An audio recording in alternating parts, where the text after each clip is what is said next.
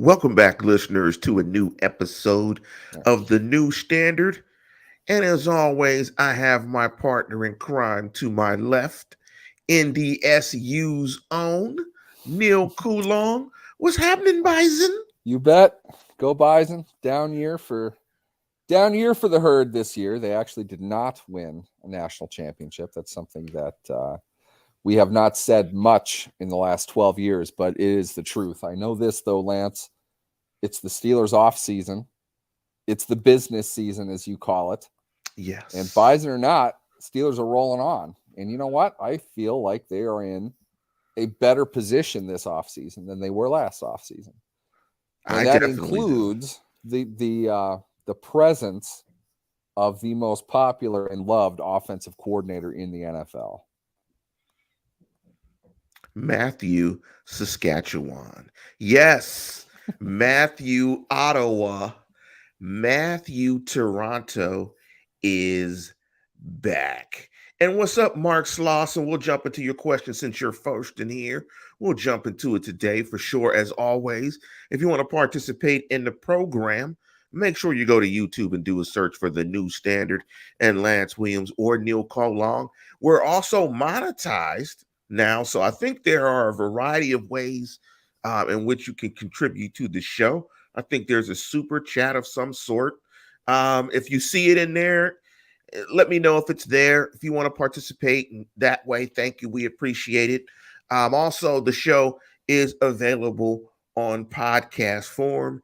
You can look for it, a social, any of your podcast feeders or readers and whatever they're called, and do a search for The New Standard and Lance Williams Steelers, Neil Coulon, Lance Williams, some combination of the two. And as you guys look on the screen, what you see rolling on the bottom is the question that we want to dig into today is why did Mike Tomlin retain Matthew Canada, aka Matty Toronto, aka Maple Matt, for the 2023 season? Now, before we jump into that, I want to give some analytical reasons and some numbers as to why that question is puzzling. Let me start with the most important stat in football, and that's points per game. And what I'm going to do is give you what the Steelers stats are and compare those with the NFL's best. Now, in terms of points per game, the Steelers averaged 18.1, which was 26th. The NFL leader is playing in the AFC Championship for the fifth consecutive year, and that's Patrick Mahomes and the Kansas City Chiefs. They are averaging 29.2.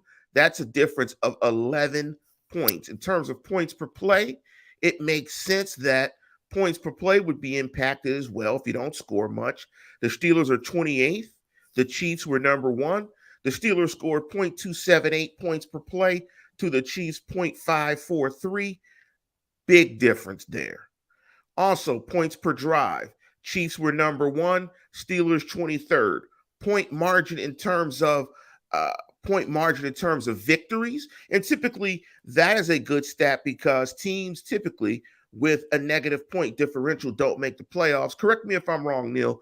Did the Vikings have a negative point differential this year? I think they finished under the positive mark, largely in steam of a brutal beatdown they took toward the end of the year. But they were flirting around that level all season, whether they finished +5 or whatever in that category. That there was a team that just didn't show any sense of consistency week in and week out, and not an incredible surprise that they lost in the wild card round.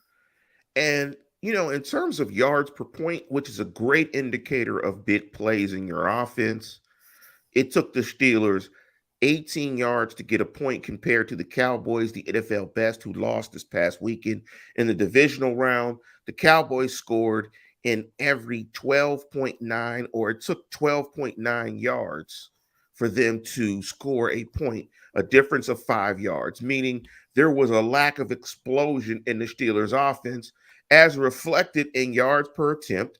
The Steelers were 28th, 6.4. The Dolphins were number one at 8.2, a difference of 2 yards. And let me give you these last stats here. Offensive DVOA, Steelers were 18th compared to the Chiefs, who were number one. Offensive passing DVOA, Steelers 18, the Chiefs number 1.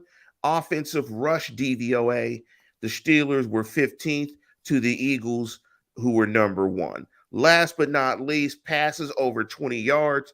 The Steelers were 23rd in the league with 44. Surprising. The Chiefs, it actually is surprising. The Chiefs I were honestly, number 1. I don't remember 44 pass plays over 20 yards. I really don't. I don't. They had to be like short dinks and guys ran for like 15. I don't remember. I don't remember How many. did Jalen Warren have? Yes, a bubble screen or something. The Chiefs had 73 pass plays over 40 yards. The Steelers were 32nd in the league, which is last of only 3, and the Dolphins had 14. So my question to you, Neil, looking at that statistical backdrop, and big up Felicia, look at that statistical backdrop. I have a reason why he retained Matt Canada. Looking at those stats, which are dreadful, in my opinion, there is no realistic statistical reason, if you look at those numbers, and maybe I nitpick them, why he should return. In your opinion, why did Mike Tomlin keep Matt Canada? The 10,000 foot level bullet points here. I think it needs to start with the money. I don't know exactly how much Matt Canada makes. I know some in the media have made a huge thing out of what Steelers coaches are paid. We don't know what those numbers are. I can tell you, though, Brian Flores is not getting paid less than most linebackers coaches in the league. So it's not as if they don't necessarily spend money, but having to buy out Canada's contract, which has a year left, and then pay a better Matt Canada, which logically would be Matt Canada plus X, that might not be appealing to the Steelers, considering where they are and where they're trying to go. That does not mean that I think it's a great option. It doesn't mean that I think it's what they ought to do, but I can see from a business perspective why they wouldn't, because that's the reality. To get somebody who is clearly a step above Canada, considering the knowledge that Canada has intimately of the players on the team, of what they've been running, what they're good at, what they're capable of doing, to bring in somebody who's going to do better than that with this group, okay? Coaches do not make all pro players. It just doesn't work that way in most cases, okay? You can't bring in somebody and expect talent to just flourish. You have to have dudes to play in this league. You have to. That's just the reality of it. You talk about the Chiefs, they have dudes, okay? It's not that Andy Reid and or Eric Bieniemy are not good coaches, but they have a lot to work with that Matt Canada does not. It's as simple as that in many cases. The money that you would have to spend to bring in an offensive coordinator, as we talked about in our last show, Lance, who wants to come to Pittsburgh, okay? Keep that in mind. He has to want to come to Pittsburgh. He does not have the allegiance, the loyalty, the blind homeristic perspective of this team that you do. They don't view it that way. The objective reality is there's not a ton of offensive talent on this team. And to take on the job of repairing it all and fixing it might be more than a one-year operation. And it might be something that requires them to invest 2 years of their time into it. The best coordinator candidates are guys who are going to be head coaches in 2-3 years. So does this help them or hurt them? I don't know exactly. My point is that logically, there are a couple who aren't going to want this job. So what are you getting out of anybody else? And then for the Steelers to pay double, at least, on top of what they already have, it just might not add up. You know, from the Steelers' perspective, it might not add up. But this is completely conditional on the fact that Matt Canada had 1 year left on his contract. If he did not have 1 year left in his contract, I'd have bet a lot that he wouldn't be here. So in other words, save this, record this now. I don't think Canada is going to be around after the 2023 season. I think the conversation we have roughly 364 to 366 days from now, Lance, is going to be on how Matt Canada is no longer the offensive coordinator of the team. I don't think that's a stretch either. The second part to weigh in with all of this is you have to be reasonable. You have to be objective in how you're evaluating this. The numbers that you put in there are absolutely bad. What we can't do is parse out the back half of this season. Post bye, where are they in those numbers? It's not great, but it's a hell of a lot better than it was to start. So you have to be able to say, Canada, as much as you hate him, as terrible as he is for running the ball on 2nd and 10, that bothers me too. You can't say objectively he did not get the job done to a large degree most of the second half of the season. Too little, too late. I'm not arguing that. But if we're going to look at the season total of numbers, we're not telling the right story. The story here is where this team is going, not where it was. Back in August, we talked about this consistently on this show, Lance. This team was going to struggle offensively big time early on. Big time. And they did. They did everything they could to make that prediction true. All right. They were a horrible offensive team to start off the season. And it took a while for them to get into their rhythm. New starters on the offensive line they're not plug and play. It's really hard to do that. Plus, you've got yet another new offensive coach. That's 2 and 2 years for Dan Moore. That's, I don't know how many for James Daniels. He changed teams, as did, why do I always forget Cole. Mason Cole. Chuksa Okorafor has had 4 coaches in 4 years, 2 position changes. There was a lot of upheaval on that offensive line. Oh, yeah, and then 2 new quarterbacks. One of them is a rookie. There's a lot to make up for in all of that. Then, and I was absolutely in favor of this. I thought it was a fantastic move, one that I didn't possibly think was going to happen. They traded Chase Claypool in the middle of the season. That's a slot guy that they expected to get 100 targets out of. You got rid of that for a price you had to take. Absolutely had to take it. My point, though, is there was upheaval at every level going through this season, yet they ended on a better note. They ended much better than where they started. Add in the dollars, put aside the fact that they had a night and day season. The direction they're going in, to me, I can see why they would keep Matt Canada. It is not my money, okay? But if it was, I probably would side with that as well. It's not my money, so I don't care. I'd rather them have a better offensive coordinator. It just might not be the most realistic thing right now. I don't know if that made sense. That was far longer than I intended it to be. No, it made a lot of sense. And here's something I want to add. And big up to Blackjack Novak. That's a new name in the thread. Big up to Felicia. Big up to Marcus J. Kevin Jones. Big up to everybody in the chat. I don't see my man Mel, but I'm sure Mel will listen to this show a little bit later. Thank you, Felicia, for that information about the super chat feature and the super stickers. I will encourage you guys to use those, see how they work. Also, I want to add is the number that I think you left out, and I think you were getting to it, but you didn't say it, was the number that trumps all the numbers. They went 7-2 in the last 9. Yep.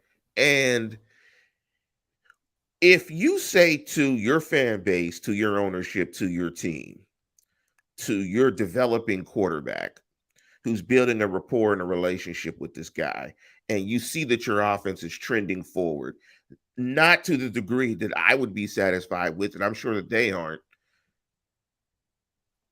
it's very hard to fire your coordinator when you go 7-2 over the last stretch. You finish 9-8, and the offense starts looking better, and your quarterback, particularly your new, you hope to be franchise quarterback, is playing better. Your rookie guy. So the only way I think Matt Canada would have gotten fired this year would have been had they gone 5-12. Had they gone, I'm trying to keep it at 17. I'm thinking of 17. Had they gone 4-13. 4-13.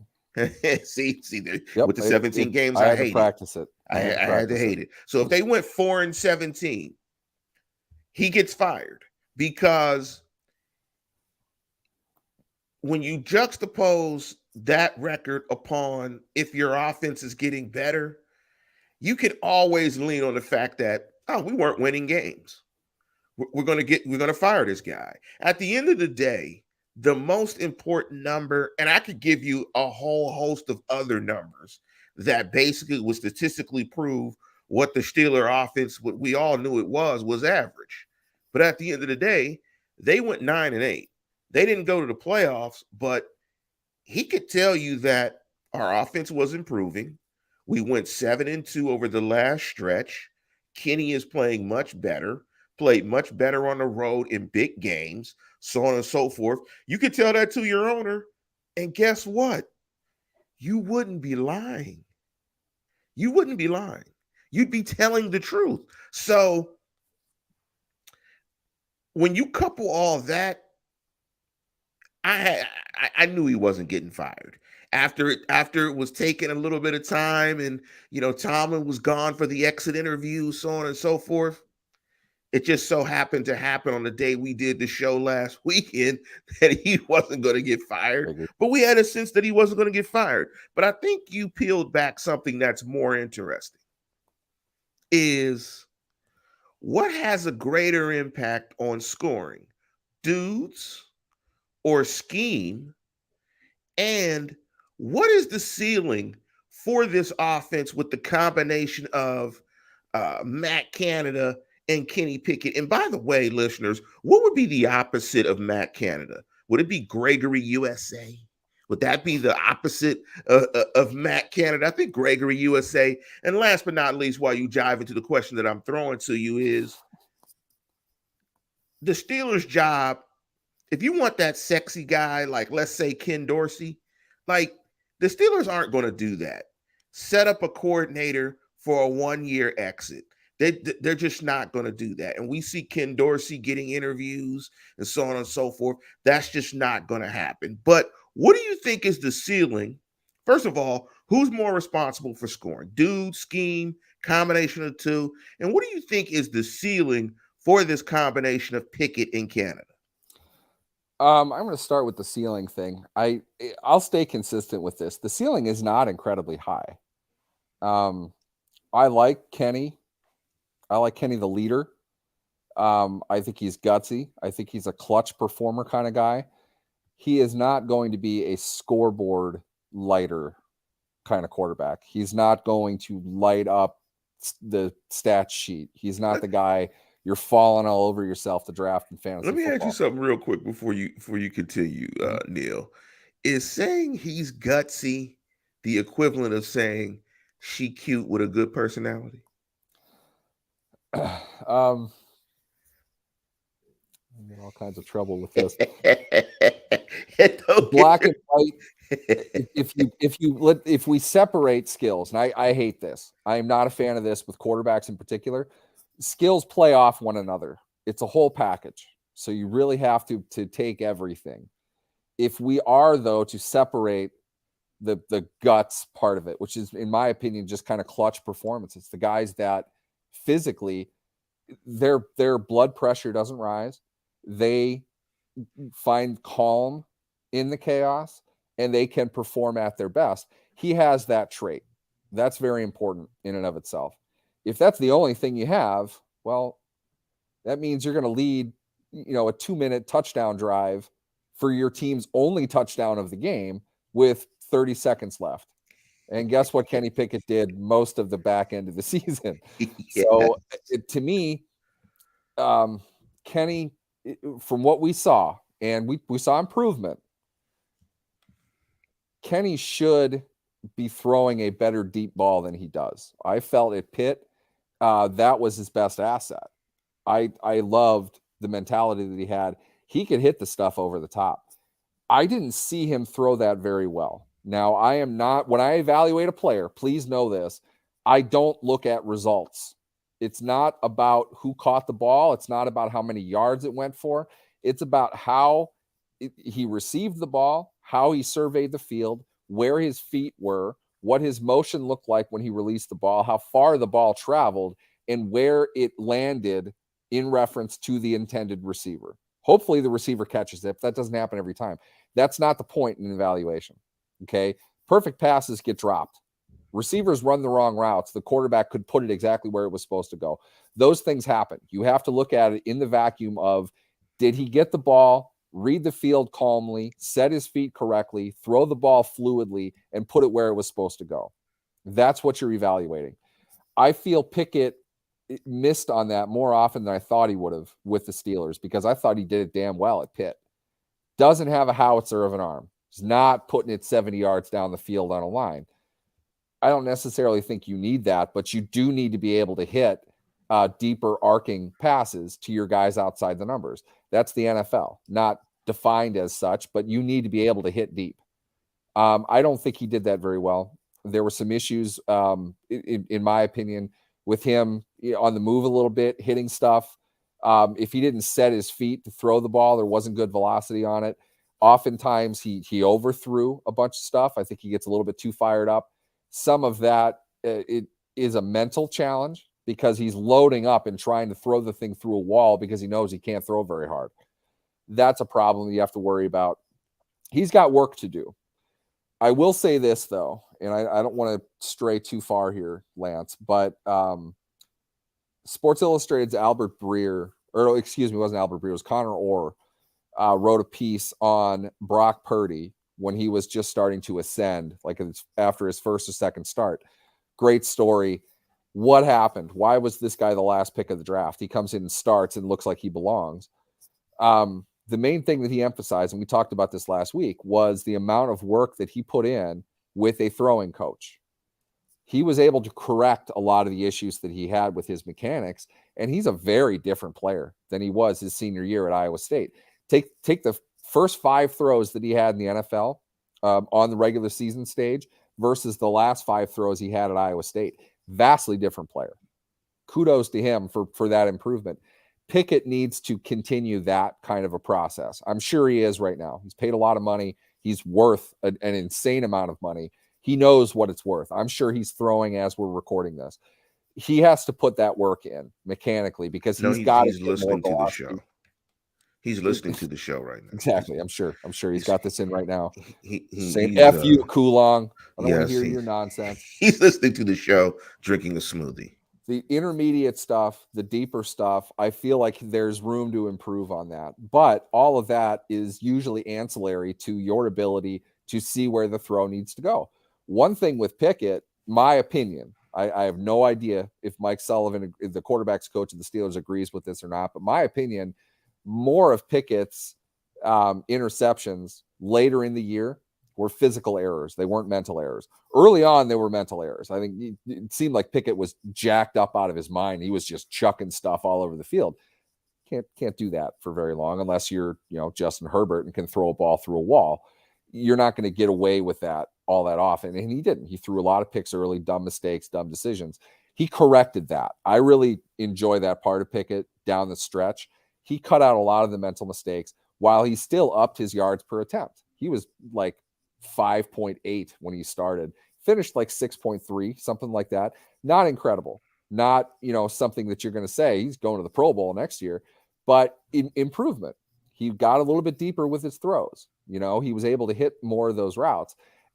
He made some physical mistakes in weather. Like I said, he had a propensity to, if you look at a quarterback, his stride, his step forward, that's where you're generating the power when you're throwing the ball. When you really just rip it, it's coming from your lower body. His lower body did not work in sync with his shoulders. When that happens, that's when you see a ball, especially down the middle or down the seam, it's going to sail. When you're releasing the ball earlier than where your arm is, it's because your foot is already planted. In other words, your lower half worked faster than your upper half did. Ball's going to go high on you. Pickett's interceptions, his bad throws, we saw a few of those down the stretch.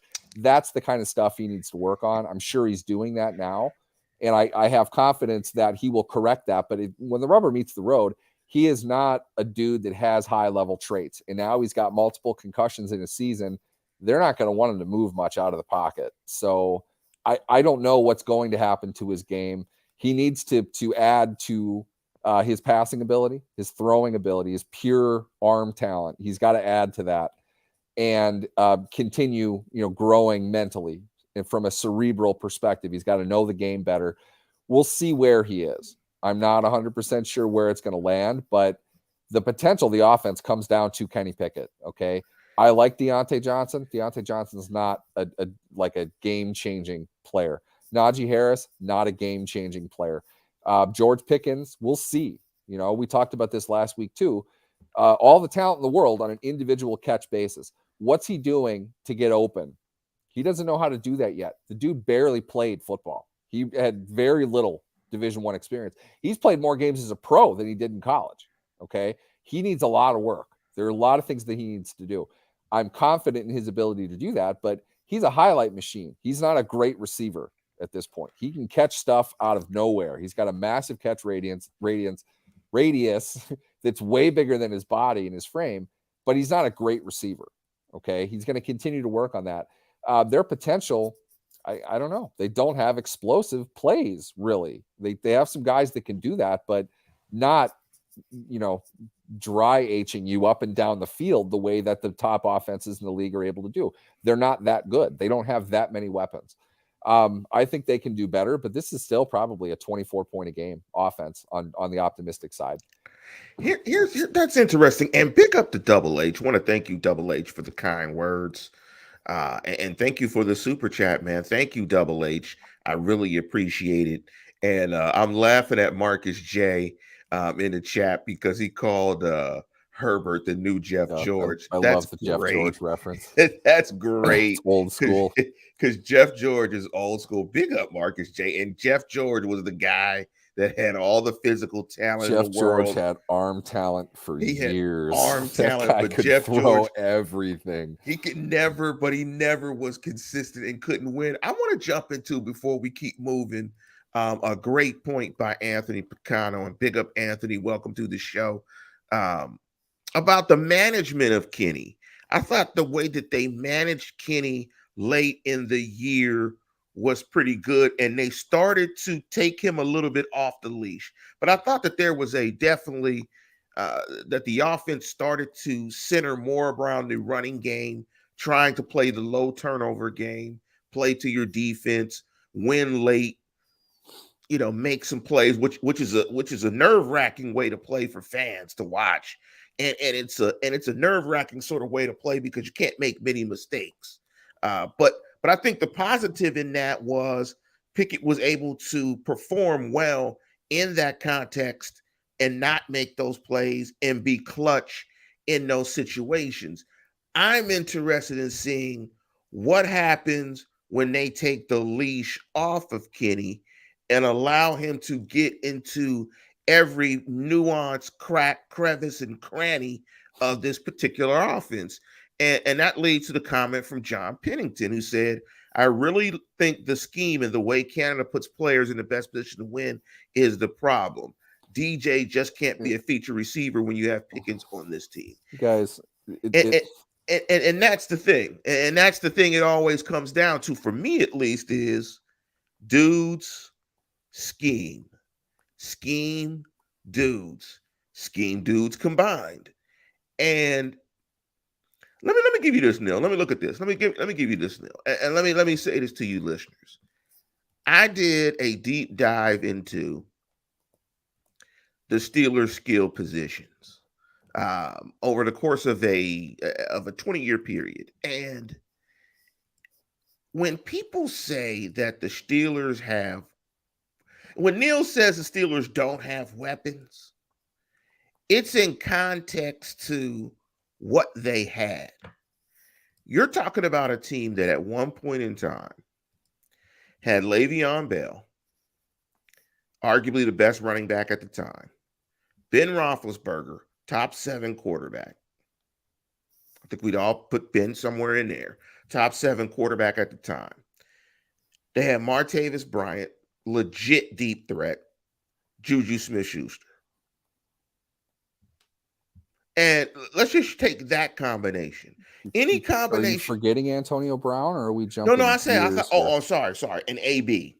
right? And AB. So you had AB and Bell, arguably the two best players at their position for like a 5-year stretch with Ben Roethlisberger.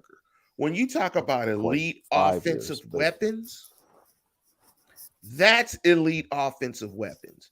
There's no way in the world you yep. can compare Najee Harris, Deontay Johnson, George Pickens, and there were some combinations there where you could throw Heath Miller in the mix too. Fryermuth. The combination of offensive talent is going to limit, in my opinion, how far this offense goes, regardless of coordination and scheme.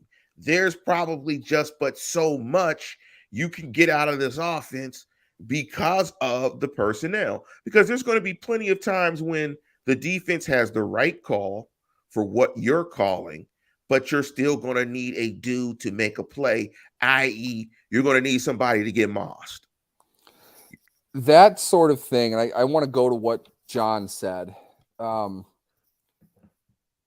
receivers aren't the same in what they are being asked to do, certainly within the structure and the strategy of an offense. Deontay Johnson, for what he does, is at this point, considering he played in the league for 4 years to Pickens 1, he's at least twice the receiver George Pickens is. If you want a ball caught at the sideline from an impossible angle, George Pickens is your guy. If you want results on 13 targets to a receiver at the mid-level of the field, it's Deontay Johnson. You easily, that's not even a question. 32 teams in the league would say the same thing. George Pickens, he's a great highlight player. And you guys didn't even know who George Pickens was. I told you how good he was coming into the league. He barely played in college.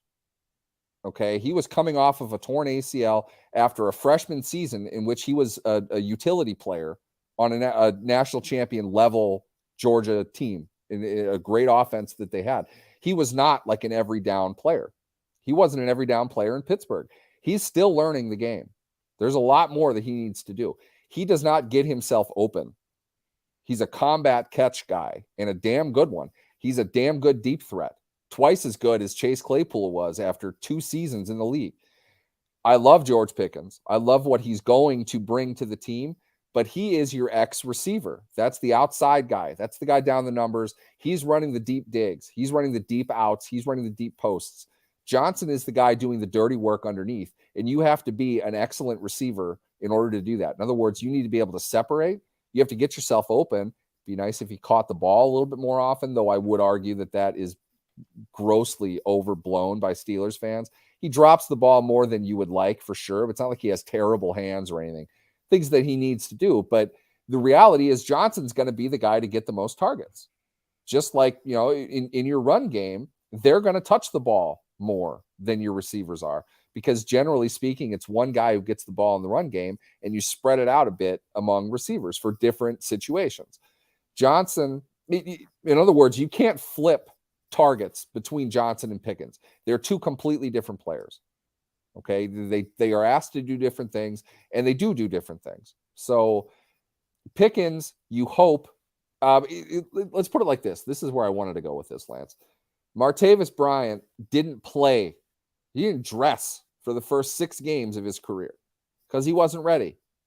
He wasn't ready yet. He also didn't play a whole lot in college. And he was kind of the proverbial Tomlinism, the one-trick pony. Damn good trick. But until you show that you can at least run something else, putting him on the field is akin to saying he's only going to run one route. We know exactly what he's doing. That's telling the defense what a key skill position player, when you have 5 of them out there, 20% of your game plan is given away just with him in the huddle. They're aware of what he's going to do. The thing with Bryant, great deep ball, great physical skills, and he was super tall. Not a great route runner right away. But the thing that Bryant did, he developed an inside game. That's what we're not seeing right now from George Pickens. We will. I'm confident in that. But Bryant could run a slant. Bryant could run comebacks. And they were using that more and more. They used him in the short game opposite Brown when they had numbers one way or another. They trusted that Bryant could get off the line and get his body in a position he can catch the ball and get upfield and make plays. It's not a question of giving him more targets. It's not a comparative battle between Johnson and Pickens. It's just that Johnson's job is to catch more passes. That's the Z receiver. It typically is going to get the ball more often. Pickens is an X. What they do with him next year, I don't know. I hope he continues to grow. I think that he will. But getting to the main point, those guys right now, they're not Devontae Smith. They're not A.J. Brown. They're not Deebo Samuel. I don't think the Chiefs really have a guy that's all that worthy of much right now. But he's not Jamar Chase, not even T. Higgins. Those are dudes, okay? Just because we see our guys all the time, just because everyone freaks out when George Pickens makes some ridiculous highlight catch, doesn't mean that he's a dude, doesn't mean that he's a great receiver. He's a very young receiver who has not played the game very much. He's got a lot of work he has to do. He's got potential. Yeah, and I have no doubt he's going to get there, but the reps have to come. Time takes time. He's going to have to put in the work. I feel he'll do that, and I don't think we could see a receiver put in less work than what it seems Chase Claypool did. That's why they drafted Pickens. That's why they moved Claypool inside. And keep in mind, we laughed about this at the time. Claypool was the guy who announced the pick. He literally announced the guy who was going to replace him.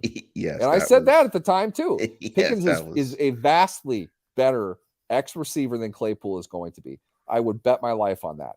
But Pickens hasn't played much. He has a lot of work he needs to do to round all of that out. I'm confident that he will, but we don't see that right now. I don't think that happens overnight either. A lot of work you got to put in. Johnson put in that work. Johnson got a lot better. Johnson is a good receiver. Limited ceiling-wise, he's not going to be a big play guy at any point in his career, but he can get open. And hopefully they can figure out a way to get the ball to him and get him free. They really struggled with that this season. That will help their offense considerably. In fact, I think that's the missing ingredient to all of this. They were terrible after the catch this year. Terrible. Yeah, absolutely. Absolutely. Here's the thing, and I want to jump into this comment from Mark Sloss. And Mark said, I would be happy if this offense could average 24 points a game with this D. 18 is pathetic. They were at 15. And they were at 15.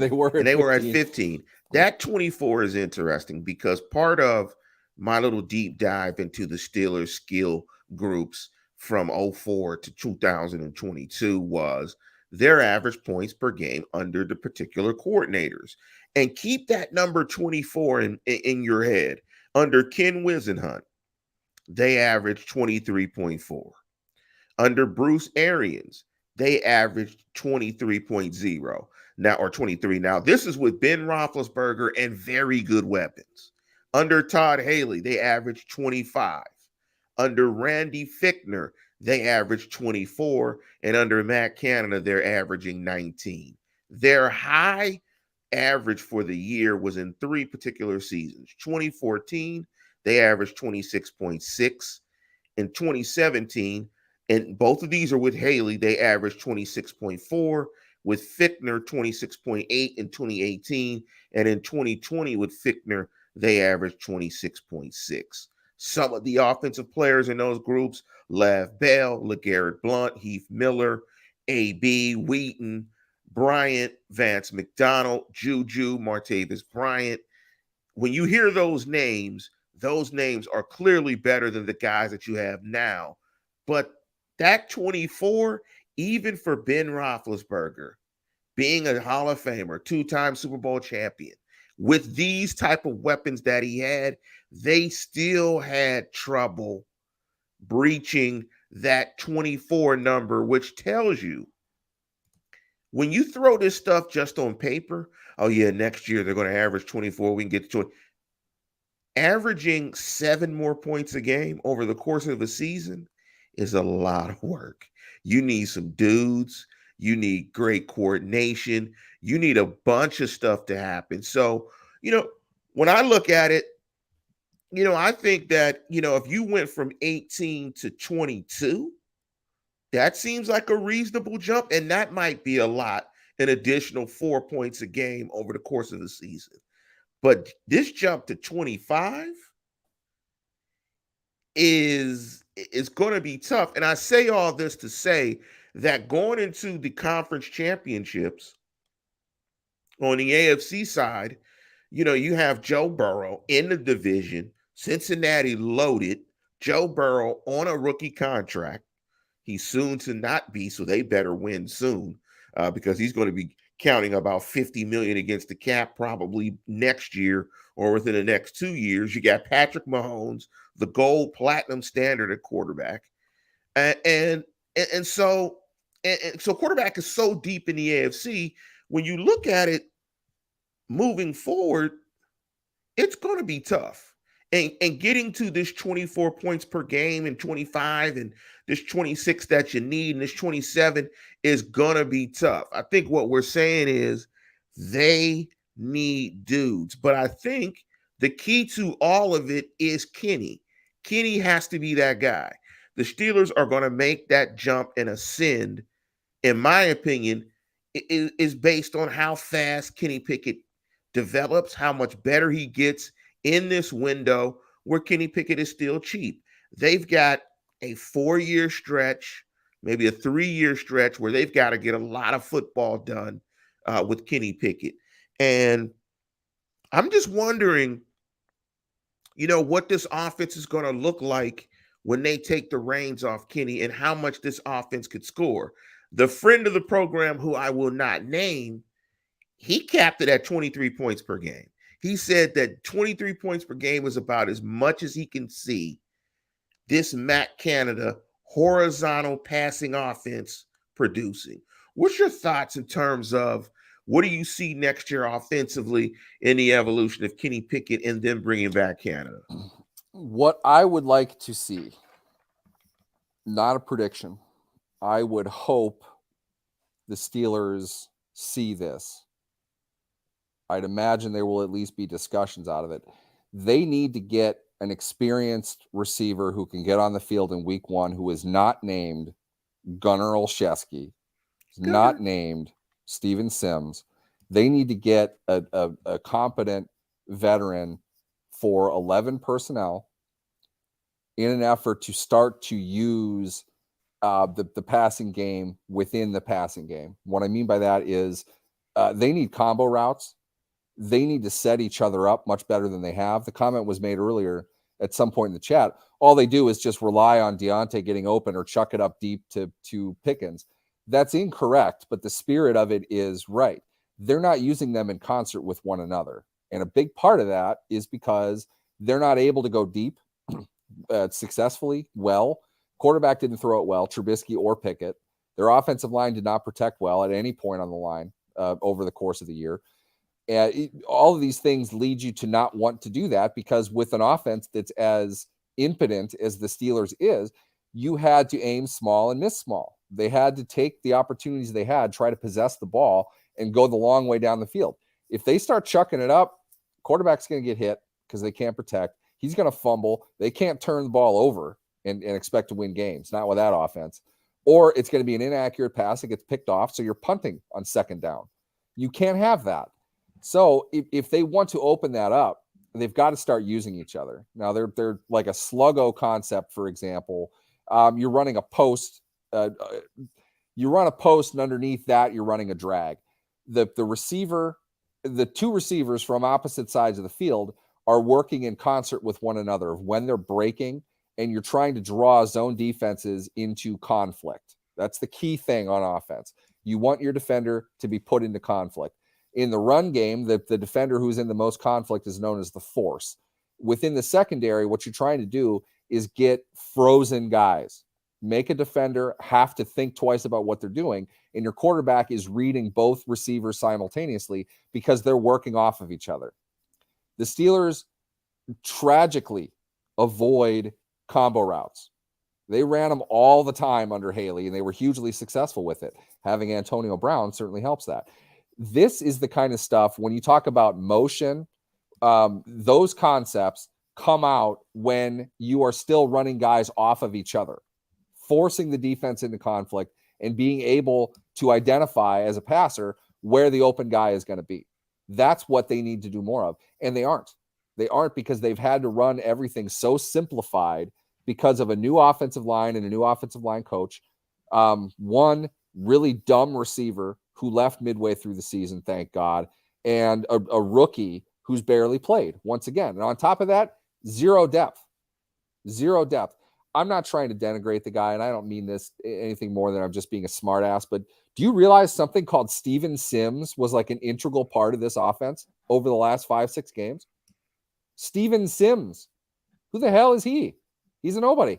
Anthony Miller has NFL experience. I would expect him to be first in line for a slot spot. If he can play some teams, I think it might come down to that for him.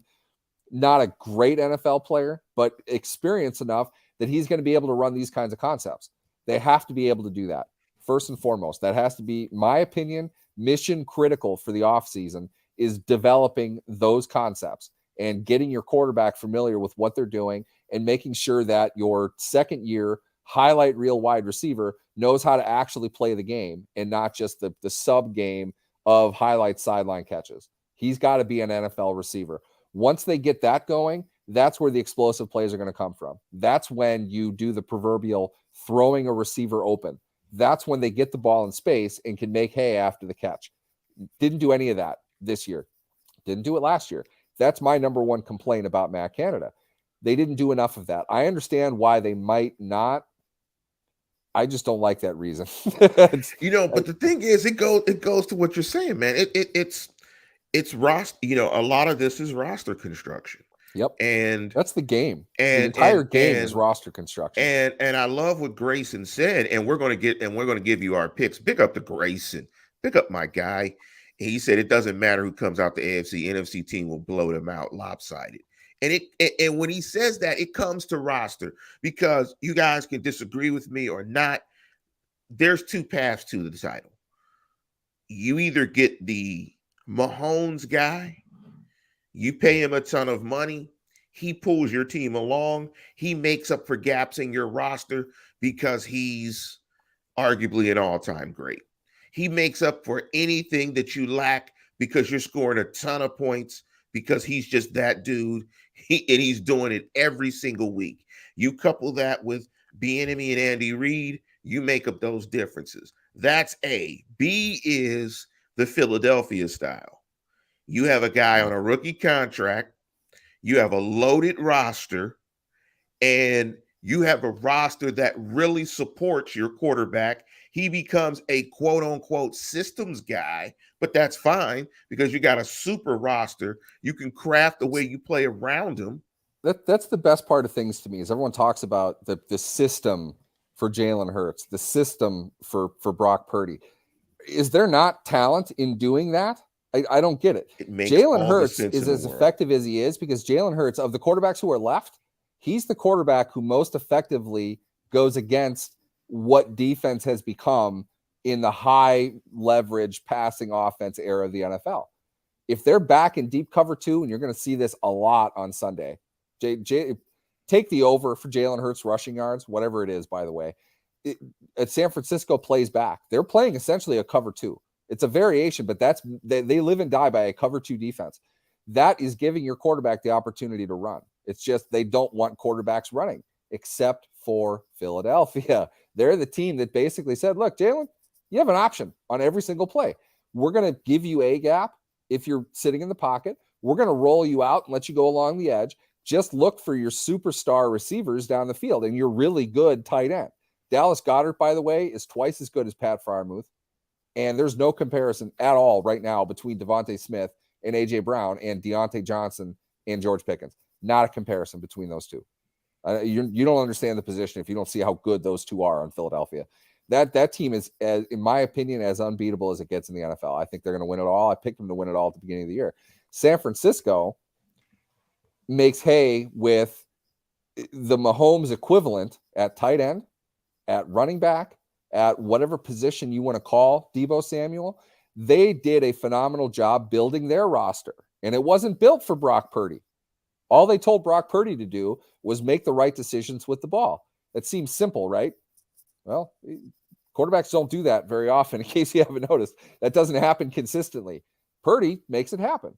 Now, what's going to happen against Philadelphia? I wouldn't bet on him this week. I'll just say that. and we'll get into our picks. But the reality is, you have weapons to make up for whatever it is you're not getting out of your prototypical pocket quarterback. It's not 1993 anymore. Okay. Quarterbacks need to be weaponized. They need to be able to move. Hurts does that. That's why he's going to be the MVP. And that's why I'm probably the Super Bowl MVP as well. Wouldn't surprise me at all. Now, to that point, I think where the Steelers are with Kenny Pickett, because I think Joe Burrow, from a physical trait standpoint, is about the lowest you get and still be a superstar guy.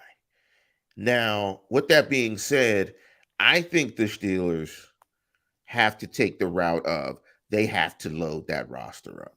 They've got to load that roster up and go that route over the next couple of years to try to compete with a team like Cincinnati, because the AFC is just tough. You got the monsters in the AFC. And if Aaron Rodgers comes to the AFC as it's being kind of floated, we'll see.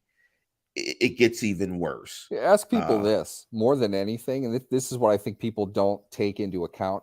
Do you realize that Travis Kelce and George Kittle are two of the 5 best tight ends to ever play the game, and they're in their prime right now? They play the game in a vastly different way because of how good they are. They are transcendent players. Christian McCaffrey is one of the most effective 3-down running backs in the history of the NFL. He really is. You look at a guy like Debo, he doesn't have a comparison. He is so unique in what he does, yet he's so incredibly talented at the same time. Pittsburgh can't get out of first gear, and these guys are driving in overdrive. I mean, it's as simple as that. They have dudes. Pittsburgh doesn't have any dudes. Great draft class. I like where it's going. That's something I think we need to get into more, Lance. A really positive draft class last year. Better than they've had lately, that's for sure. They need more of that to build on what they're doing. It's not that they're bad. It's just that they aren't the top dogs. They're not. It can't possibly be mistaken for those teams. Buffalo got whipped start to finish in that game, which I picked, by the way. Buffalo got utterly dismantled by Cincinnati. A 27-10 final score that wasn't even that close. They struggled and Buffalo to get 10. Beat the ever-loving shit out of the Steelers. Okay? That's how far off they are right now. And I'm not saying that to be negative. I just mean that what they have today doesn't matter. It really doesn't. They have to continue to build. These can't be the core guys. If they're going to win, these can't be the core guys. Yes, they've got to add more dudes. They've got to get more big-time talent. And they have an opportunity to do that. This is why they fell into sheer luck and a totally historically bizarre situation in Chicago. They probably don't need a second-round draft pick. They have to pay up. They have to pay guys to get to the floor of the salary cap this year. So paying Chase is nothing to them. They don't need another draft pick. They've got plenty of draft picks.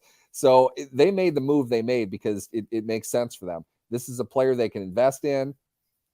I don't know how good that return is going to be, but they have to spend money. So for Pittsburgh to luck into that situation and get a premium pick for a substandard player who's underachieved to this point in his career, luck. 3 picks in the top 50, flukish in a way.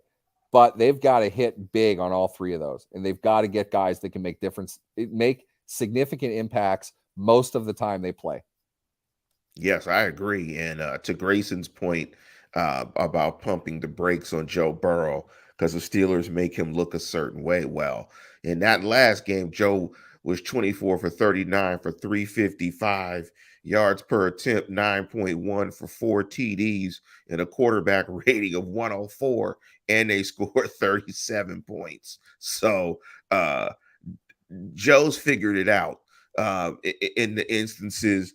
And last year, when they absolutely smashed the Steelers last year in those 2 ball games, Joe's not worried about the Steelers. But let's switch reels and let's get into our picks. Let me give you my picks in terms of the conference championships, and I'm going to even pick it forward for the Super Bowl. It's going to be very interesting on the NFC side. I have a Niner fan. My wife is a Niner fan. And so it's hard for me to pick against Bang Bang Niner Gang and the faithful, but I got to go with Philadelphia. I think at some point, the Brock Purdy thing, it gets them. Now, where it's not that he's going to turn it over or make mistakes, it's just that there might be some stuff he leaves on the field. You're asking a rookie, the last pick of the draft, a rookie Yes. 7th round quarterback, Pretty Purdy, to start a road playoff game and play perfectly. Pretty Purdy. That's what you're asking him to do this week. Yes, Are you betting on that? I am not. I love San Francisco. I love the Eagles. I love their coaches. I love everything about what those teams are doing today. To me, this is my Super Bowl.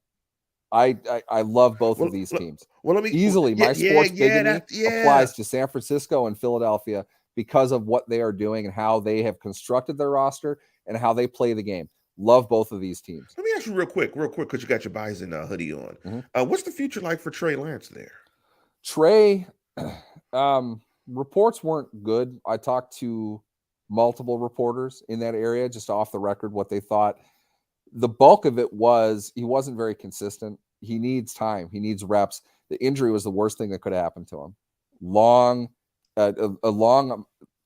He's going to be out for a significant period of time. That's a lot of progress he doesn't get to make. He was as raw as any player that's been drafted.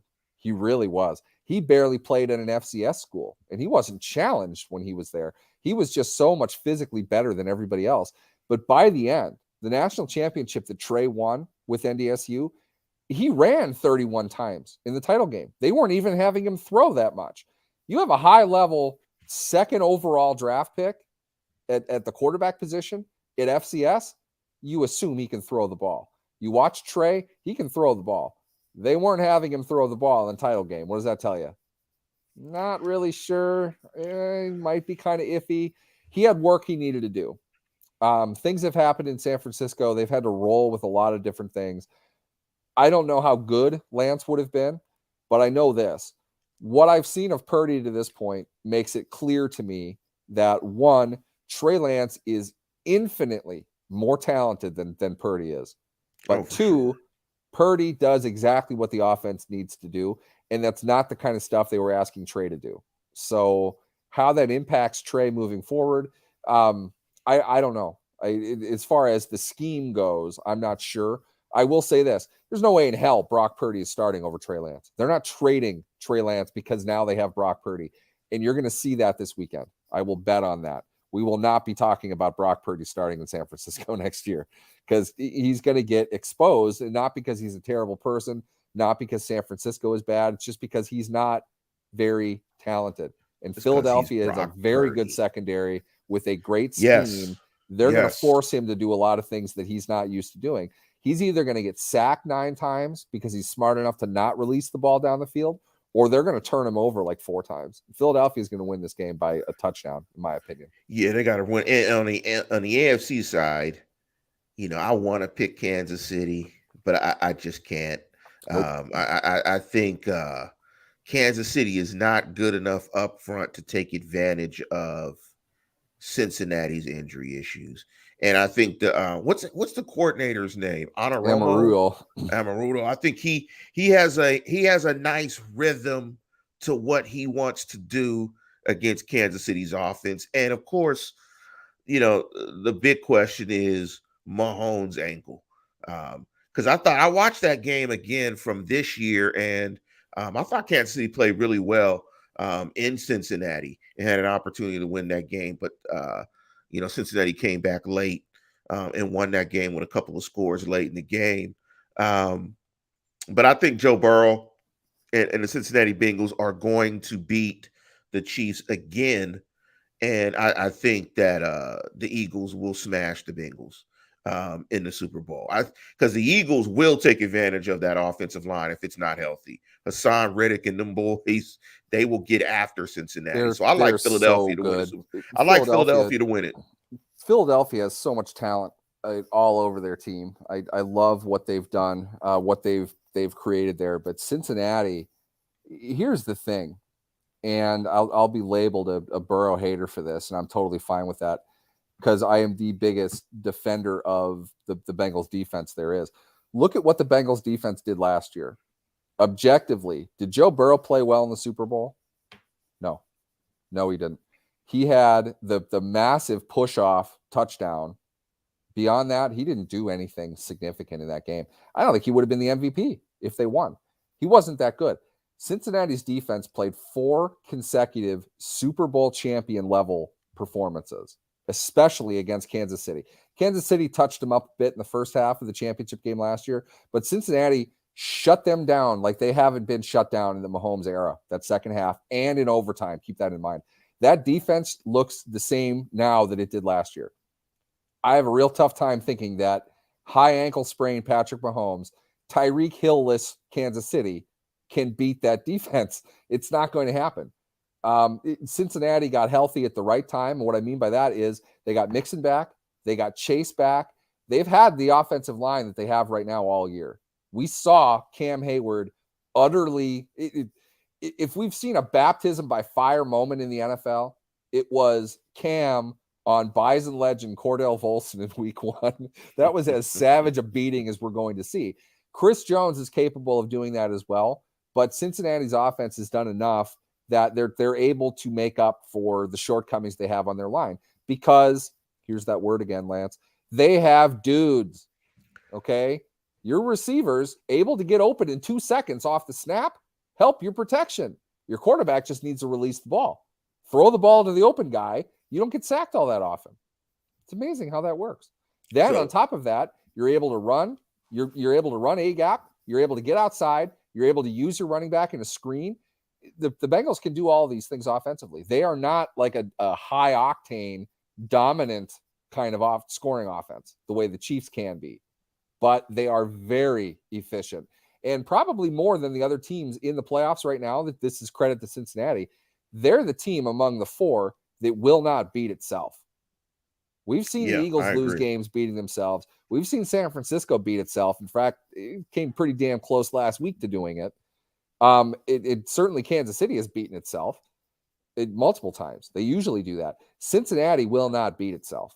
So to me, Cincinnati's favored now as of Wednesday morning. The last I saw it was Chiefs by 1.5, which is basically a pick 'em. I'm taking Cincinnati. I think they're going to win. So your Super Bowl, I think, is the same as mine. Eagles, Bengals. Eagles from there, win the Super Bowl. A lot we're going to have to go over. I don't want to make a prediction now. It's a long way off. We've got to see injuries and stuff like that. But if they were playing each other this weekend, oh, man, that would be a fun game. Schematically, I would love to see that Super Bowl. I'd go with the Eagles probably, but it'd be a damn good game. Cincinnati, in my opinion, Cincinnati is second to Philadelphia and most likely to win the Super Bowl this year. I would say I would agree with that. Much better team than they're given credit for because all we do is slobber all over Joe Burrow all the time. It's not Burrow that's making that happen. It's their defense. Joey Cool. And they got superior weapons. They got dudes like we've been talking about this entire program. They went and got Joe Burrow's guy, Jamar Chase, and you see what happened. It has ripped it apart. And now they are on the doorstep of being back-to-back Super Bowl participants, the Cincinnati Bengals. And with this, listeners, we are going to conclude the show. Want to thank Double H for the super chat. Want to thank you guys for listening to the program. Please continue to like and subscribe. I always forget to say that, but if you're in the chat, you've been listening to the program, please like and subscribe to the program. It does help. It does make a very big difference. But with that, we are going to conclude the program. And as always, tune in, tell a friend, and subscribe. Go Steelers.